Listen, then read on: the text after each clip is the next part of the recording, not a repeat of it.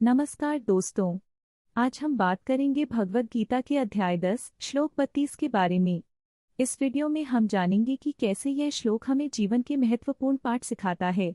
अगर आपको हमारा कंटेंट पसंद आए तो कृपया लाइक और सब्सक्राइब करना न भूलें। आइए आज की वीडियो की शुरुआत करते हैं। दिवाम्यः सर्वमिदं प्राणं यत्र तिष्ठति ही। मैं संहार और निर्माण का स्रोत हूँ। विश्व में जो कुछ भी है वह सब मुझसे उत्पन्न होता है। भगवद गीता के इस श्लोक में भगवान श्री कृष्ण ये स्पष्ट करते हैं कि वे सृष्टि के सभी तत्वों का मूल हैं। वे संसार की हर चीज में विद्यमान हैं, चाहे वह जीवन हो या मृत्यु।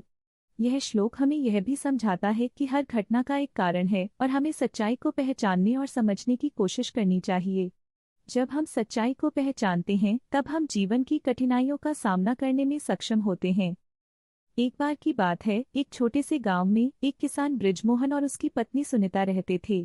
बृजमोहन बहुत मेहनती था, लेकिन उसकी फसल हर साल खराब हो जाती थी।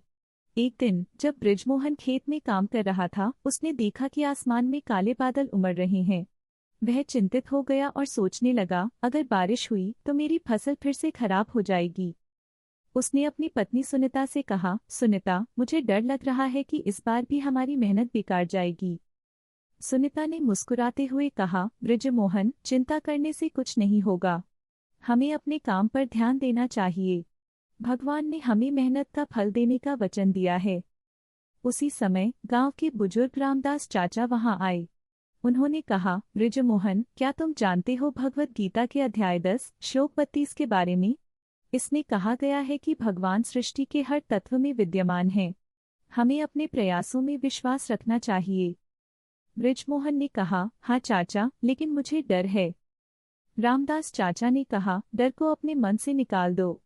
भगवान हमेशा हमारे साथ हैं। काम करो और परिणाम भगवान पर छोड़ दो। इस सलाह से बृजमोहन ने हिम्मत जुटाई। उसने अपने खेत की देखभाल की और जब बारिश हुई तो उसकी फसल लहलहा उठी।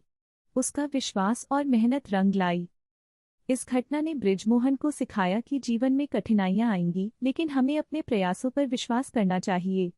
हमें भगवान पर भरोसा रखना चाहिए, क्योंकि वे हमारे साथ हैं और हमारे प्रयासों का फल अवश्य देंगे।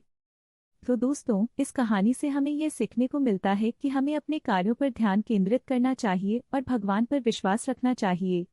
अगर आपको हमारी कहानी पसंद आई तो कृपया लाइक और सब्सक्राइब करें और इस तरह के और भी मजेदार कंटेंट के लिए हमारे साथ जुड़े रहें।